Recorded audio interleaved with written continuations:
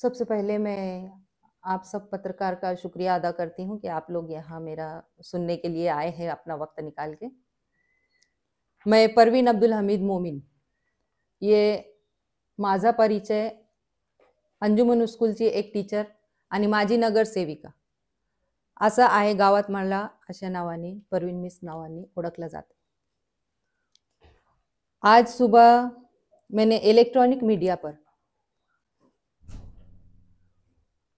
अंजुमन इत्तेहादो तरक्की ट्रस्ट संचालित register number E1914 Mumbai, ही संस्था, इसकी स्थापना 1962 और इसके सचिव, संस्था के सचिव अनीस अब्दुल रहमान पटेल, इन्होंने मुलाकात दी है। वो मैंने सुना है और देखा भी है। मैं कितना सज्जन व्यक्ति हूं यह दिखाने की उन्होंने उसमें कोशिश की है, जिसमें वो कह रहे हैं कि मैंने उन पर झूठे आरोप लगाए हैं, जिसमें उन्होंने ये कहा है कि मैं इंटरव्यू के दरमियान इंटरव्यू कक्ष में गया ही नहीं, मैं अपने ऑफिस में बैठा हुआ था। और वो बार बार हर न्यूज में यही बोल रहे हैं कि वहां पर वो कक्ष में सीसीटीवी कैमरे लगे हैं, उसके फुटेज देखे जाए तो मैं कहूंगी कि वाकई यकीनन आप उस कक्ष के सीसीटीवी फुटेज देखे और सबको बताए भी कि वो वहां थे कि नहीं। वो साफ उस सीसीटीवी फुटेज में, ये सीसीटीवी फुटेज है ओरिजिनल, उसमें वो वहां पर बैठे हुए हैं, साफ दिखाई दे रहे, जो कि वो ठोक ठोक के बार बार बोल रहे कि मैं वहां था ही नहीं। तो ये कौन है? उनकी आत्मा थी, जिसको हम मानते ही नहीं आत्मा को।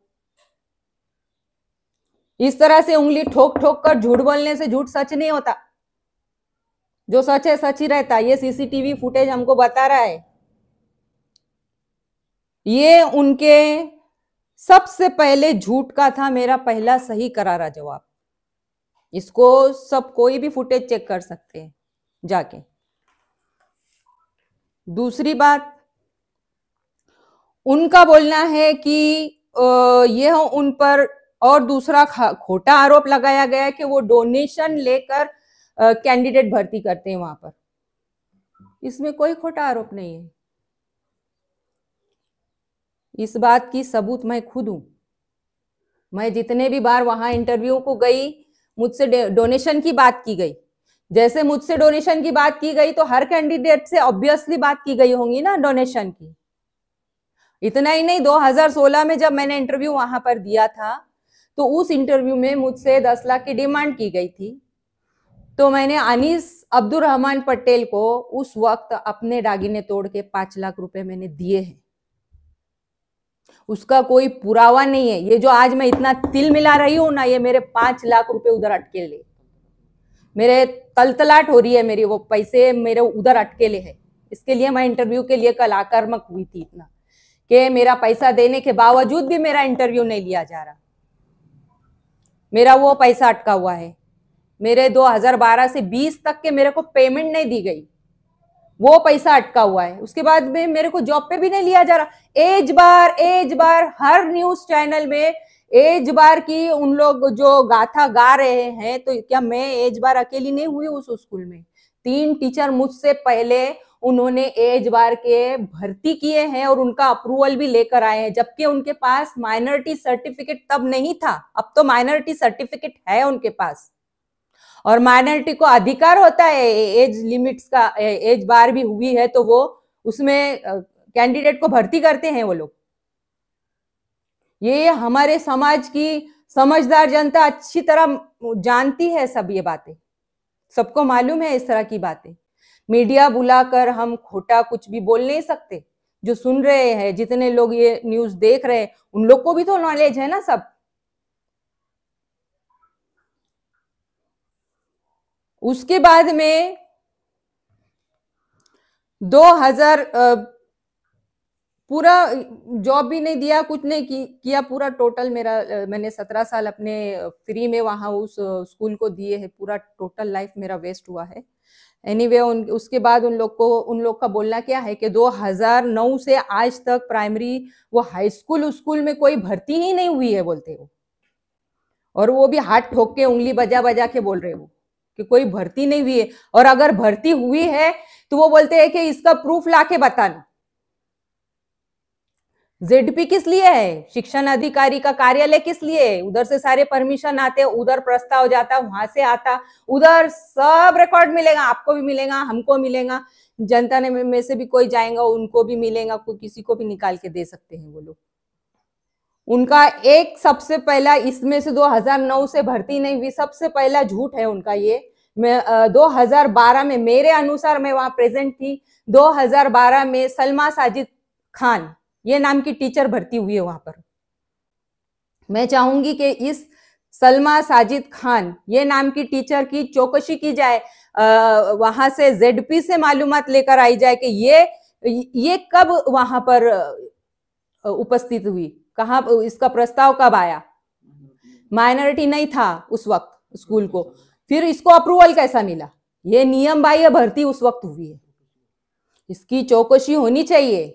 जो वो बार बार बजा के बोल रहे ना कि कोई भर्ती नहीं किया, सलमा साजिद खान वहां कहां से आई? 2012 में उसका अप्रूवल भी आया है।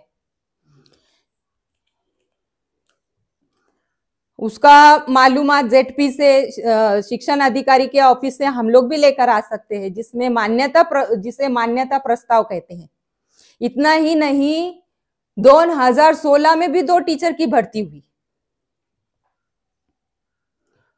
सोहेल शेख और इरशाद सर, ये 2 के नाम थे, एक लातूर के थे और एक दूसरे साइड के। उनको भर्ती किया गया।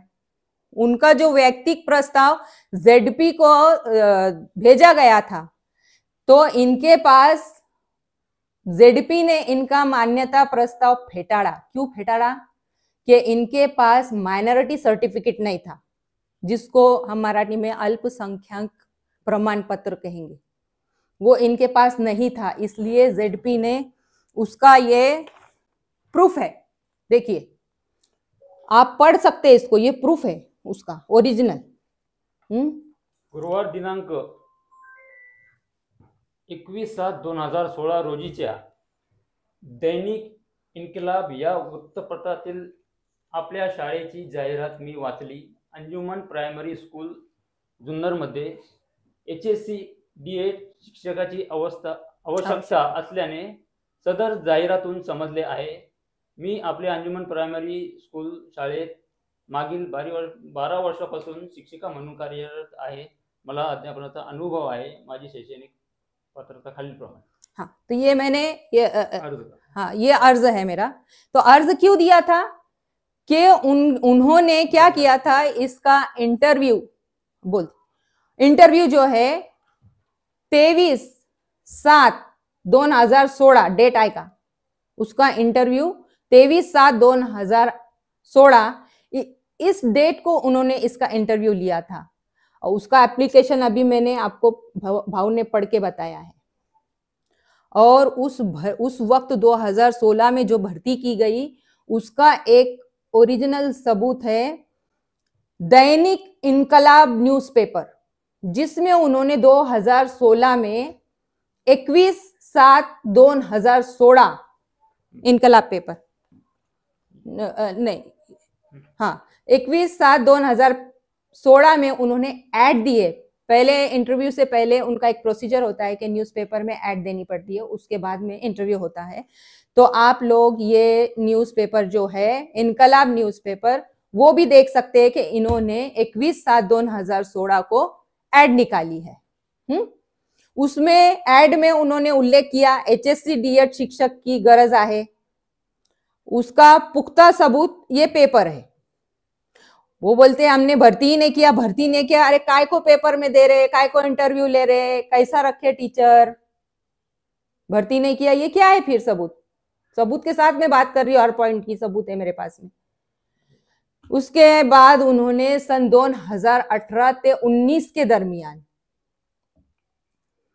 दिनांक 2/9/2018 का पेपर है, ये पेपर है जाहिरात पेपर, ये भी इनकलाब पेपर है। देखिए इसमें जाहिरात है,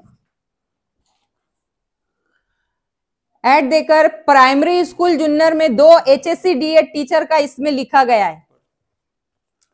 इसमें लिखा गया है BA BEd English teacher 1, BA BEd English history teacher 1, HSC DED teacher 2, और बताया गया कि 10 सितंबर 2018 रोज सोमवार 11 बजे सुबह में इनका प्राइमरी में जो है हाई स्कूल के जो कैंडिडेट आएंगे उनका इंटरव्यू लिया जाएगा।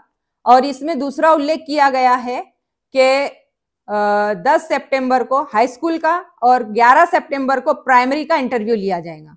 ये स्कूल का एड्रेस और ये जाहिरात अनीस अहमद अब्दुल रहमान पटेल इनके नाम और फोन नंबर से दी गई है इस पेपर में। अगर आपने भर्ती ही नहीं किया तो ये ऐड कैसे आई? फिर वो 2 शिक्षक कहां से आए थे पढ़ाने के लिए? उसका इंटरव्यू का एप्लीकेशन वो 2018 में जो इंटरव्यू हुआ था उसमें मैं भी गई थी। ये उसका एप्लीकेशन है, वो इंटरव्यू में मैं भी थी। वो बोलते हैं भर्ती नहीं किए, भर्ती नहीं किए। कि क्या है, ये सब सबूत है मेरे पास में। ये सब मेरी तलतलाट इसलिए है, ये मेरा हक मारा गया। इतना 17 ईयर मैंने दिया है इस शाड़ों को। 17 ईयर मतलब मेरा पूरा आधा लाइफ मैंने दिया है। लमसम अमाउंट पे मैंने काम किया। उसके बाद में मैंने पेमेंट भी नहीं मिली 2012 से 20 तक। ये मेरी पूरी तलतलाट है मेरे हृदय की, क्या बोलेंगे उसको, मेरे को पूरा तलतलने को होता है, मेरे पूरे आग होती है तन बदन में। किसी ने, कोई अपने बेटी को, बहू को कोई एक दिन भी फ्री काम के लिए नहीं भेजेगा। इतने मैंने 17 वर्ष काम किए हैं यहाँ पर। मेरा हक बनता है वहां पर। क्या एज बार लेके सारे गांव को, सारे तालुके को गुमराह कर रहे हैं, उनकी दिशा भूल कर रहे हैं। क्या हमारे गांव में, क्या हमारे तालुके में सुशिक्षित लोग नहीं? अरे सब एजुकेटेड का अभी जमाना है, सब एजुकेटेड है, समझदार लोग है समाज में हमारे। उसके बाद इतना ही नहीं, वे कहते हैं कि पैसे खायचे कुठून? त्यांचा एक प्रश्न होता, पैसे खायचे कुठून? तर इथून खायचे, अशी ऍड द्यायची, कॅन्डिडेट गोळा करायचे, त्यांच्याकडे मागणी करायची, अर्धे पैसे द्या, अर्धे तुम्हाला भरती केल्यानंतर घेऊ, असे पैसे घ्यायचे आणि त्यांना भरती करून घ्यायचं। ते आला नाही का अप्रुव्हल, ते बिचारे सोडून जातात। मग असे पैसे भेटतात यांना। ते 2 टीचर जे भरती केले होते ना 2018 मध्ये, त्यांच्याकडून पण पैसे घेऊन ठेवले होते त्यांनी 16 मध्ये। आणि ती प्रक्रिया जो नियम बाह्य होती, नियम बाह्य होने की वजह से उनको पेमेंट नहीं आई और वो बेचारे दोनों टीचर परेशान होके, बहुत हैरेसमेंट हुआ था उनको, बहुत परेशानी हो गई थी, पेमेंट नहीं आ रहा था, गांव छोड़ के रहने का। तो वो लोग 2019 में छोड़ के चले गए। उसके बाद उनका कहना यह है कि मैंने पिछले 5 साल का उनको झूठा रिकॉर्ड बनाने के लिए बोली। ये कैसे हो सकता? मैं एक एजुकेटेड पर्सन हूं, मैं उनको 5 साल का झूठा रिकॉर्ड बनाने क्यों बोलूंगी भाई? जबकि मैं जानती हूं कि ऐसे झूठे रिकॉर्ड बनाए नहीं जाते हैं, नहीं बन सकते वो झूठे रिकॉर्ड। ये सुझाव उन्हीं का था मेरे को। अपनी बात मुझ पे डाल के बोल रहे, वो गुमराह कर रहे समाज को झूठ बोलकर। 5 साल का उन्होंने मुझे ये पूछा था कि अगर हमने बना के लाए आपका और उसकी जो 5 साल की पेमेंट आएंगी, गवर्नमेंट से फिर पेमेंट आती है वो 5 साल काम की, तो वो पूरा पेमेंट आपको हमको देना पड़ेगा, हम करा के देंगे। तो इस बात को मैंने माना नहीं था, मैं एग्री नहीं थी इस बात को कि वो 5 साल का पेमेंट आएगा तो मैं आपको पूरा दूंगी। पहले ही 5 लाख रुपया दिया है और ये भी पूरा मांग रहे थे। मैंने नहीं माना। मैंने उनको बोला कि नहीं, आप वो 5 साल का बाद छोड़ दो, मेरा अभी फ्रेश में बना के दो। एग्री हुआ जेडपी को, तो एग्री हुआ, नहीं तो फिर टाल देंगी, वापस आएगा ना प्रस्ताव। जबरदस्ती कर रही थी क्या मैं? दो ना, मेरा एक लेटर दो, मेरे प्रस्ताव के साथ एक लेटर दो कि इन्होंने इतने साल संस्था में जो भी काम किया, केजी में किया, झाड़ू लगाया, संस्था में काम किया ना, जहाँ भी काम किया, हाई स्कूल में काम किया, प्राइमरी में काम किया, सब जगह मेरे को पढ़ाने लगा। इसके सबूत मेरे बच्चे हैं, मेरे स्टूडेंट है, 2003 के स्टूडेंट है, 2005 के स्टूडेंट है, मैंने कौन कौन सी कक्षा में पढ़ाया, सब अपने को आई विटनेस मिलेंगे, जितने भी जमा कर सकते हैं। इसमें खोटा बोलने का कोई एक शिक्षक को सवाल ही नहीं आता है।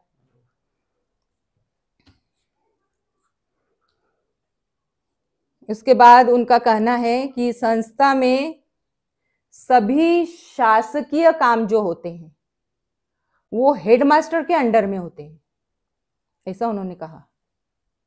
अगर सभी शासकीय काम हेडमास्टर के अंडर में होते हैं तो जैसे तो फिर शिक्षक की भर्ती जब हम करते हैं, न्यूज़पेपर में ऐड देते हैं, तो वो भी हेडमास्टर ने देना चाहिए था। इनके नाम से कैसे क्या जाहिरात आती है?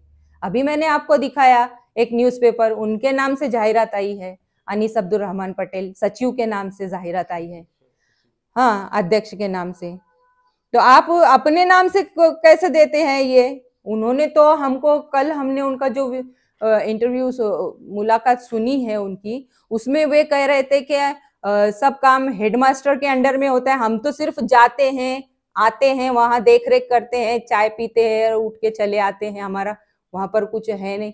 अगर स्कूल के सभी शासकीय काम उसका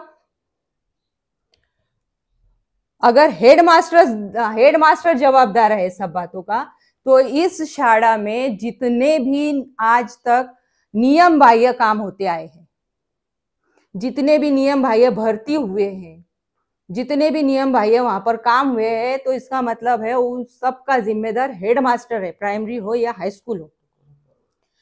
तो हेडमास्टर नियम बाह्य काम अगर कर रहा है तो उस पर कार्रवाई होनी चाहिए, उसकी चौकसी होनी चाहिए स्कूल की, हेडमास्टर की। तो प्रशासन समेत मैं विनंती करती हूं ऐसा प्रशासन से कि इसकी सखोल चौकसी की जाए कि हेडमास्टर का काम है प्रस्ताव बनाना, प्रस्ताव भेजना, न्यूज़पेपर में ऐड देना, भर्ती करना, ये ऐसे सारे नियम बाह्य काम हो चुकी है। ये मैं कैसे बोल रही हूँ नियम बाह्य काम हो चुकी है? इसका भी प्रूफ मेरे पास में है कि उनके पास माइनॉरिटी सर्टिफिकेट था ही नहीं।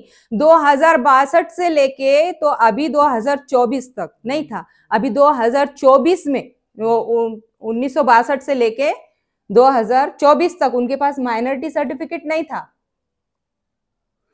अभी 2024 में हाई स्कूल व जूनियर कॉलेज का उनके पास माइनॉरिटी सर्टिफिकेट, अल्पसंख्यक प्रमाण पत्र, ये 1 अगस्त 2024 को इनको मिला है। ये इतने सालों के बाद इतनी फास्ट रिकवरी है इनकी।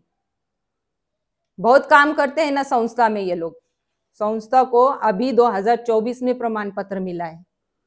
तो प्रमाण पत्र मिलने के पहले जितने भी भर्ती हुई, जितने भी शासकीय काम हुए, वो नियम बाह्य हुए ना। फिर दूसरा, जून 2025 तक संस्था के पास में प्राइमरी सेक्शन का अल्पसंख्यक प्रमाण पत्र नहीं था। अब आया ऐसा हमने सुने हैं। जब जेडपी ने उनका अभी जनवरी में जो इंटरव्यू हुआ था, उसमें 2 टीचर सिलेक्ट हुए, फिर उसका प्रस्ताव जेडपी में गया, फिर वहां पर जेडपी को पता चला कि इनके पास प्राइमरी का मैंने हस्तक्षेप लिया था कि प्राइमरी का माइनॉरिटी सर्टिफिकेट ही नहीं है, तो कैसे आपने मान्यता इनको दी? तो शासन का जो निर्णय आया, फिर शासन ने सुनवाई की है, उनकी मेरी बुला के सुनवाई हुई, उसका निर्णय शासन ने दिया। वो जो बता रहे ना बार बार के शासन ने निर्णय दिया, परवीन मोमिन अपात्र है, उसमें उनकी एज, इसमें कुछ उल्लेख ही नहीं है। पत्रकार लोगों ने इसको पढ़ा है, और लेकिन निर्णय में पढ़ के बताऊंगी सबको क्या आया है। ये निर्णय मैंने पहले पत्रकार साहब लोगों को पढ़ के, उन्होंने पढ़ा है, ये अभी मैं पढ़ के बता रही हूँ आप सब भाई बहनों को, मेरे भाऊ बंधुओं को।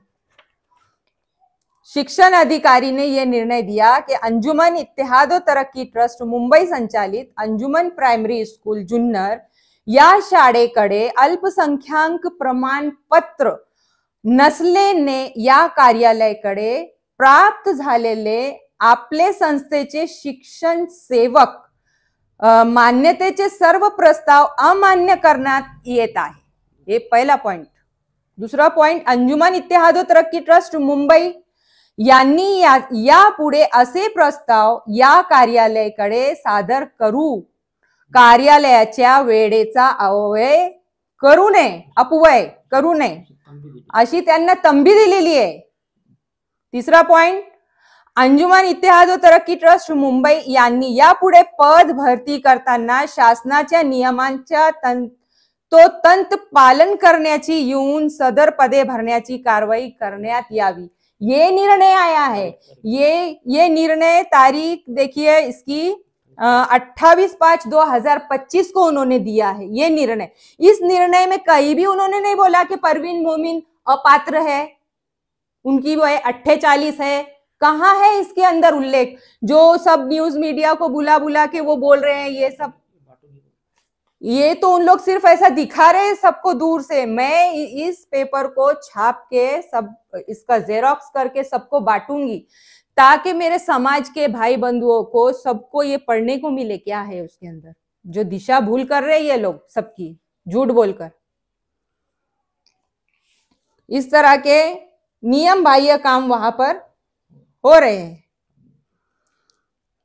अभी मेरा बोलना यह है कि जितने भी काम हेडमास्टर वगैरह के ऊपर उन्होंने थोप दिए हैं कि सब काम का हेडमास्टर जिम्मेदार है, तो मैं प्रशासन से फिर से दोबारा विनंती करूंगी कि कठोर कार्रवाई की जाए और इसकी सखोल चौकसी की जाए और तब तक के इस संस्था में कोई भी शिक्षक भर्ती का जो कार्य प्रक्रिया है उसको रोका जाए. चौकसी के बाद वो शिक्षक भर्ती की प्रक्रिया को किया जाए, क्योंकि मैं चाहती हूं कि अंजुमन शाळा जो है हमारे 3 तालुके में, जैसा आंबेगांव है, जुन्नर है, खेड़ है, बड़ी शाळा है, मोटी शाळा है ये.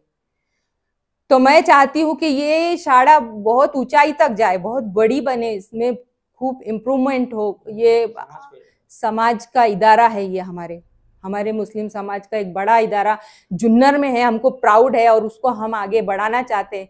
लेकिन ये लोग आज तब से लेके आज तक यहाँ काम कर रहे, पर वो शाळा जैसी थी वैसी ही है, उसमें कुछ भी इम्प्रूवमेंट नहीं हुआ है. तो यहाँ पर हमारे कौम के बच्चे पढ़ते हैं. कोई भी माँ बाप चाहेंगे कि हम हमारे बच्चों को अच्छी स्कूल में पढ़ाए, उनको अच्छा शिक्षण मिले, वो उनको नॉलेज मिले. नॉलेज शिक्षण का भी पढ़ाने का मेथड जो है वो डिजिटल हो, ऐसा कोई भी पेरेंट्स चाहेंगे ना. इसलिए हम लोग चाहते हैं कि वो स्कूल बड़े, अच्छी बने. इस तरह से भ्रष्टाचार करने वाले लोग अगर वहां रहेंगे तो वो स्कूल कहाँ से सुधरेंगी? वैसी वहां के वहां रहेंगी वो. मैं चाहती हूँ कि ये शासन इन पे चौकसी करके, प्रशासन चौकसी करके इनको हटाओ, अच्छे लोगों को लाओ. हमारे शहर में और भी अच्छे अच्छे लोग हैं जो उस संस्था को आगे बढ़ा सकते हैं, और भी लोग इंटरेस्टेड है जो संस्था को अच्छे से चला सकते हैं. इस तरह से हर बात को झूठी बोलने वाले लोगों को लोगों के साथ नाइंसाफी करने वाले कहाँ से तरक्की करेंगे? दूसरी उनकी एक बात का जवाब यह है कि वे कहते हैं कि इंटरव्यू के लिए एक्सपर्ट लोग रहते हैं. इंटरव्यू जो लेने आते हैं वो एक्सपर्ट लोग रहते हैं.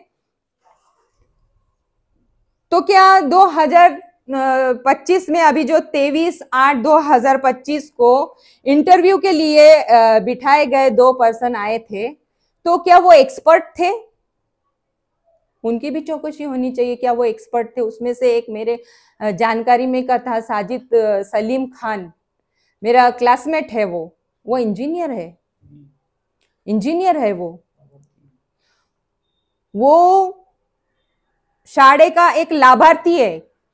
क्योंकि उसकी वाइफ जो है अंजुमन शाळा में टीचर का काम करती है, तो वो लाभार्थी ही हुआ, मतलब शाळे का. तो वो एक लाभार्थी शिक्षक भर्ती की इंटरव्यू कैसे ले सकता है? ये भी एक पॉइंट है ना. आप किसको भी बुला के, बेटा कल को दुकानदार को बुलाएंगे फोन करके, आजा भाई इंटरव्यू के लिए, किसको भी बुलाएंगे आप, तो एक्सपर्ट है क्या वो?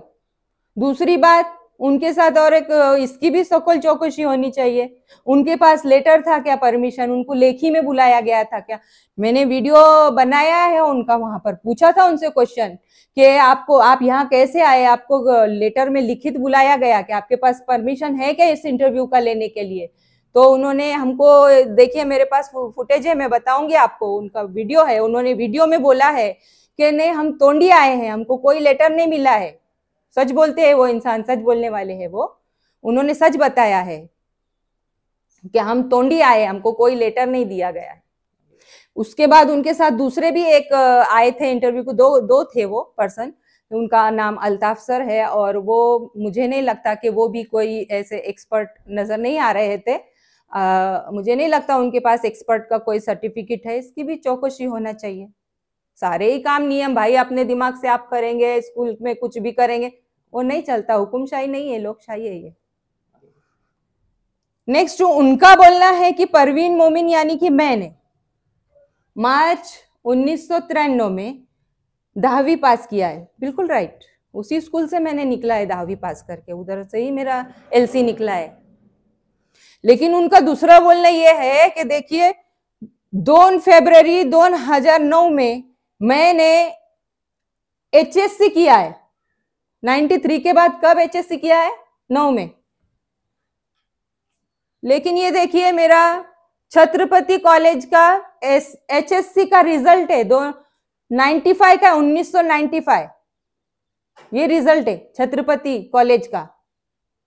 उधर ही मैंने साइंस साइड से कंटिन्यू किया, FY SY छत्रपति के स्टूडेंट हूँ। आज भी मेरे टीचर रिटायर नहीं हुए है, सब लोडा मैडम, पंडित मैडम, अभी पंडित मैडम का सर सब है, डगे मैडम, उधर मैं मिलती हूँ उन लोगों से जाके आज भी। ये खोटा आरोप है।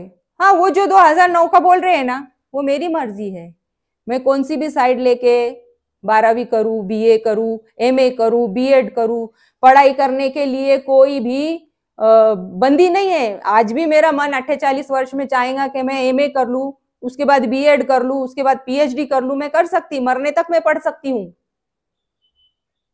पढ़ने के लिए एज लिमिट नहीं है, बूढ़े लोग भी पढ़ाई करते हैं। ये उनका हस्तक्षेप नहीं है कि मैंने कब क्या किया है।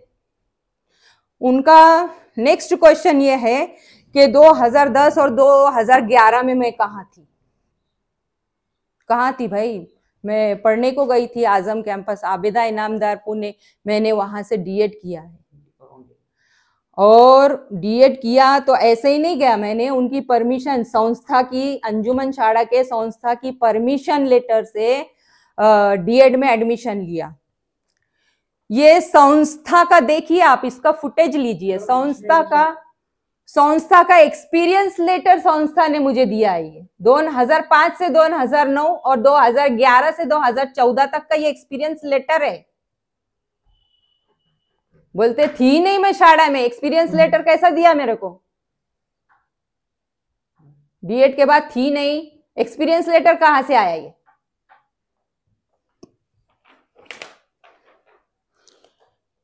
उसके बाद मैंने संस्था में काम करने का एक्सपीरियंस लेटर के साथ, देखिए मैंने आपको सबूत भी बताया, मैं उनका हर पॉइंट का सबूत है मेरे पास में, जो खोटे आरोप उन्होंने मुझे लगाए। इस तरह से किसी के ऊपर भी खोटे आरोप लगा के, इस तरह के इंटरव्यू देके समाज की दिशा भूल नहीं करनी चाहिए। कोई भी मुझे व्यक्ति समाज में से गलत कमेंट भी कर सकता है कि मैडम आप रॉन्ग हो, लेकिन वो जो गलत कमेंट अगर कोई कर सकता है, अभी तक तो नहीं आया है किसी का माशाल्लाह, लेकिन मैं चाहूंगी कि ऐसा अगर सबको सच्चाई मालूम पड़ेगी तो वैसा कमेंट नहीं आएगा मुझे, मैं अपनी सच्चाई बता रही हूं ना। नेक्स्ट उनका आरोप है कि 2014 और 2016 में मैं नगर सेवक बनी थी। ये आरोप सरासर खोटा है, सरासर खोटा है। मैं नगर सेवक बनी थी, ये मेरा मैं नगर सेवक बनी थी, ये मेरा प्रमाण पत्र, नगर सेवक बनने का प्रमाण पत्र, नगर पालिका का प्रमाण पत्र है। देखिए ये 2015 का है, ये 15 में बनी थी मैं, ये 15 में पोट निवडणूक हुई थी और सिर्फ 1 साल के लिए थी वो, जिसमें से मुझे ये सिर्फ 1 साल के लिए थी और ये पूरा जग जाहिर था, कुछ मेरे घर के कमरे में बंद निवडणूक नहीं हुई, ये पूरा जग जाहिर निवडणूक था, पोट निवडणूक था, पूरे समाज ने मेरे को वोटिंग किया था। वो लड़ने के लिए स्कूल से परमिशन ली? हाँ परमिशन ली थी मैंने, उसका लेटर आपको बताया नहीं, देखो ये उसका लेटर है, ये 6 लेटर उसका। ये निवडणूक लड़ने के लिए मैंने स्कूल से परमिशन ली थी क्योंकि मुझे वहां ऑन ड्यूटी रहना था। मैंने परमिशन लिया था कि मैं निवडणूक लड़ूंगी तो मैं स्कूल नहीं छोड़ूंगी, क्योंकि नगर सेवक लोगों को कुछ दिन भर वहां पर नगर पालिका में जाके बैठना नहीं रहता है। नगर सेवक का काम करके अपने दूसरे भी काम करते हैं। ऐसे मेरे गांव में बहुत से नगर सेवक है जो सुनार की दुकान चलाते हैं, जो टीचर भी है, कोई लॉयर है, कोई बिल्डर है, कोई कलेक्शन करता है। नगर सेवक लोग अदर काम करते हैं, तो मैंने भी अपनी नगर सेवक के साथ साथ स्कूल में मैंने काम किया है। वो उस पीरियड में मैंने छुट्टी नहीं लिया है, ऑन ड्यूटी थी मैं उस वक्त भी। और वो मैं वहां, ये जब बोलते हैं ना कि मैं वहां थी नहीं, देखिए मेरे रोल पे साइन है, मास्टर साइन।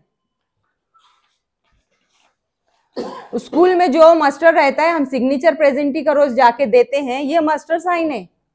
2000 देखो 12, 13, 14 ये सब मास्टर है, ये सब मास्टर है जिसपे मेरे साइन, अदर टीचर के साइन, पियन के साइन है इस पे।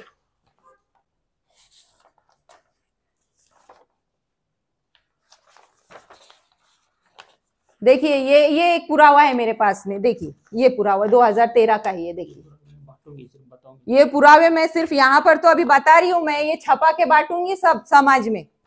कैसी दिशा भूल कर रहे सबकी, थी नहीं बोलते। अरे एक बार अगर मेरा उस संस्था में हुआ है, एक बार मेरा हुआ है तो कहाँ हुआ है, उसी संस्था में हुआ है ना। मैं उधर 2003 से काम कर रही, 2003 में मैंने हाई स्कूल में काम किया। 5 से मेरा वहां रिकॉर्ड है, 3 से 5 तक रिकॉर्ड नहीं है, मैं भी खोटा नहीं बोलती। 5 से रिकॉर्ड है वहां पर, पहले का रिकॉर्ड उन्होंने नहीं दिखाया हाई स्कूल का। तो एक बार उनके ही संस्था में हुई, वो मुझे 2012 में जो सलमान खान को रखे, तब मुझे रख सकते थे, तब मेरा एज लिमिट था। 2016 में जो 2 टीचर भर्ती किए, तब मुझे रख सकते थे ना, तब मेरा एज लिमिट था। क्यों मेरा एज लिमिट जाने दिया उन्होंने? क्या वजह थी? मेरी कोई दुश्मनी थी किसी से? कोई भी नहीं, आज भी नहीं है उन लोगों से दुश्मनी, बट मैं अपने हक की लड़ाई लड़ रही हूं। ये देखिए, वो बोलते मैं स्कूल में थी नहीं। ये रईस यूसुफ चौगुले, ये अंजुमन संस्था के लीगली, आज भी लीगली चेयरमैन है। ये उन्होंने मेरे को एक्सपीरियंस सर्टिफिकेट दिया है। देखिए कि मैं 2020 तक, 2005 से 2020 तक वहां पर टीचर थी। ये एक्सपीरियंस सर्टिफिकेट उनकी संस्था का है, उनका लेटर है ये कैसे दिया? नहीं थी तो।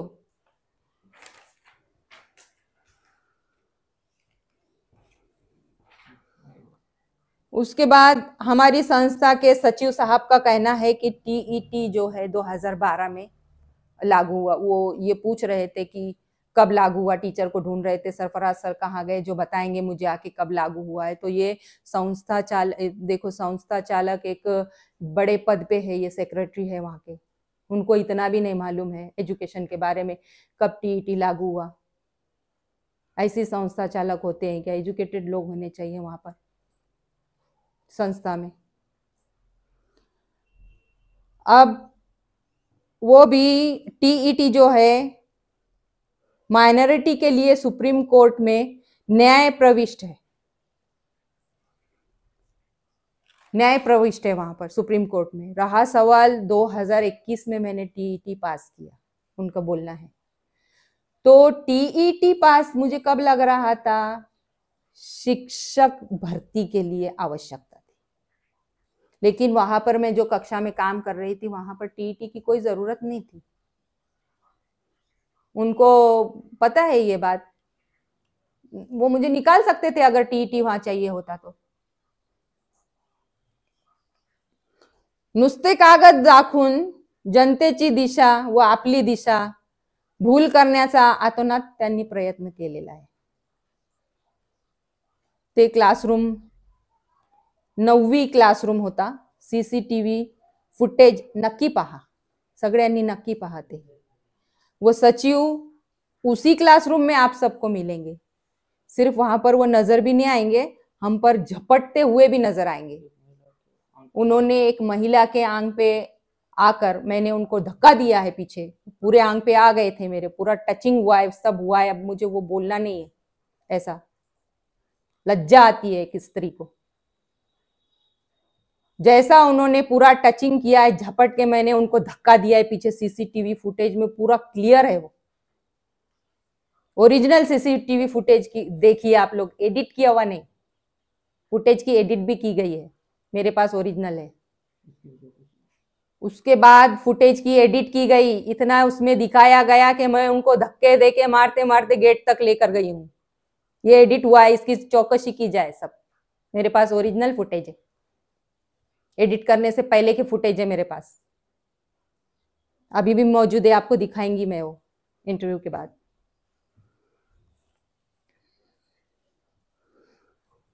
उसके बाद में उन्होंने एक वाक्य बोला अपनी मुलाकात में कि मी नाते पोती वाला प्रतिष्ठित व्यक्ती, नागरिक, ज्याच्यावर अनेक गुन्हा दाखल आहे, अनेक केसेस चालू आहे, ते नाही त्यांनी दर्शवले लोकांना.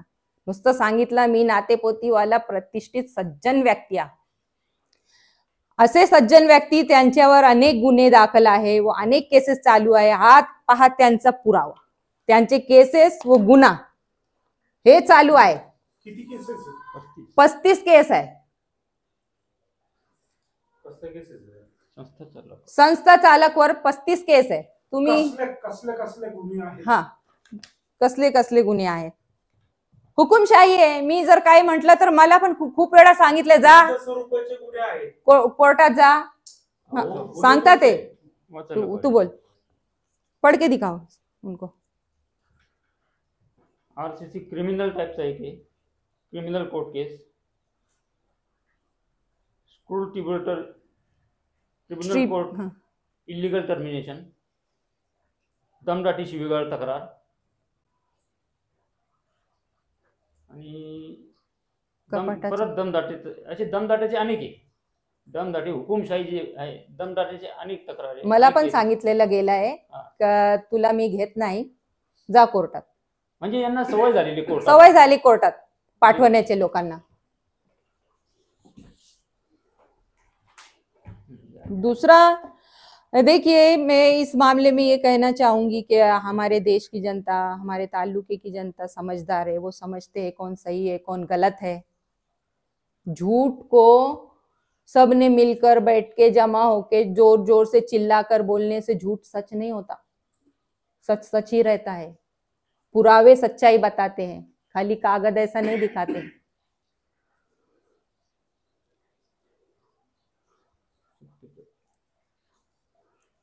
यहाँ पर मैं इतनी, ये मेरे ऊपर जो अन्याय हो रहा है ना, तो ये अन्याय के खिलाफ मैं इसलिए लड़ रही हूँ कि मैं अभी मेरा आगे 10 से 11 साल का जो भी मेरे को मिलेगा सर्विस टाइम, उसकी लालच नहीं है मेरे को. गई पूरी लाइफ, बर्बाद हो गई. 17 साल नहीं, मैंने 2003 से पकड़ेंगे तो और भी 19 साल होते हैं. वो 2 साल तो मैंने छोड़ दिया, जहाँ से रिकॉर्ड है उधर से ही बताती हूँ, 5 से. मैं अपने लिए नहीं लड़ रही हूँ कि मेरे साथ नाइंसाफी हुई. मैं एक मुस्लिम महिला एकता मंच संस्था चलाती हूँ, उसकी अध्यक्षा भी हूँ मैं. अगर अध्यक्षा के साथ ही नाइंसाफी होंगी तो वो अध्यक्षा बाकी की महिला को क्या इंसाफ दिलाएगी? किसके पास वो इंसाफ मांगने जाएंगे? मैं अपने कौम के बच्चों के लिए लड़ रही हूँ ये लड़ाई नाइंसाफी के खिलाफ. किसी ने आज तक हिम्मत नहीं की है लड़ाई लड़ने की. मैंने आवाज उठाई है क्योंकि मेरे साथ बहुत नाइंसाफी है. मैं नहीं चाहती कि आगे फ्यूचर में मेरे स्टूडेंट्स जो भी है या मेरे कौम के जो भी भौवा बेटियां हैं, बच्चे हैं, उनके साथ भी इस तरह की नाइंसाफी हो. उनको भी इस तरह से यूज करके और धक्के देके इंटरव्यू में से उनको ना निकाला जाए. इसके लिए मैं अपने ये लड़ाई लड़ रही हूँ, मेरे कौम के लिए, समाज के बच्चों के लिए, मेरे जो स्टूडेंट है उनके लिए मैं ये लड़ाई लड़ रही हूँ। आगे फ्यूचर में किसी के साथ नहीं होनी चाहिए। अगर कोई नाइंसाफी करेगा तो उसको ये मैटर अभी जो हो रहा है ना, तो ये याद आना चाहिए, उसने ऐसी नाइंसाफी करने की जुर्रत भी नहीं करनी चाहिए हमारे स्टूडेंट्स के साथ में। दूसरा उन्होंने कहा अपनी मुलाकात में कि मान धन देना, जो टीचर है वहां पर शिक्षक रखे गए हैं, मान धन देने की जिम्मेदारी संस्था चालक की नहीं है, बोला उन्होंने। हेडमास्टर देते हैं या जो भी देते हैं, उन्होंने ऐसा बोला है। तो 2019 में संस्था के जो अध्यक्ष, मैंने अभी आपको एक एक्सपीरियंस सर्टिफिकेट बताया, उनका नाम लिया था रईस यूसुफ चौगुले।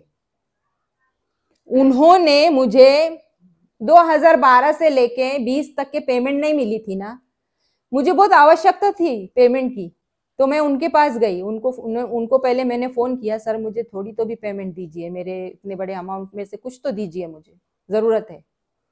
तो उन्होंने बोला कि ठीक है बेटा, मैं आता हूँ जुन्नर को, मैं आपको एक 10,000 अरेंज करके दे सकता हूँ। उन्होंने, हमारे हाई स्कूल के प्रिंसिपल थे पीजी सर, उनके सामने उनके ऑफिस में बैठ के मुझे 10,000 रुपए दिए। अब इनका बोलना है कि मानधन देना संस्था के इसमें नहीं है, तो फिर वो संस्था चालक, वो चेयरमैन ने मुझे क्यों दिए अमाउंट, 10,000 अमाउंट क्यों दिया उन्होंने मुझे? दूसरा, प्रिंसिपल, हमारी प्राइमरी प्रिंसिपल भी उसमें बोली है कि मैंने 2018 से 2020 तक मैंने इनको पगार दी हूं मेरे कार्यकाल में। जब अपने सचिव साहब का कहना है कि मैं स्कूल में थी ही नहीं, जब मैं स्कूल में थी ही नहीं, तो ये मैडम ने मुझे बुलाकर किस चीज का मानधन दिया? 2018 से 20 तक काय को मानधन दिया? फितरा ज़कात दिया क्या बुला के? उनके पास लेखी है, वो साइन है मेरा उनका कि इसको पेमेंट दिया गया है स्कूल का। सचिव क्या बोल रहे हैं, प्रिंसिपल क्या बोल रही है, क्या गोड़ बंगाल है भाई? इसकी चौकसी होनी चाहिए। किसी पर खोटे आरोप लगाए जा रहे, किसी का मान सम्मान भ्रष्ट किया जा रहा है, इसकी चौकसी होनी चाहिए। अब सच और झूठ, प्रिंसिपल बोल रही है या सचिव बोल रहा है?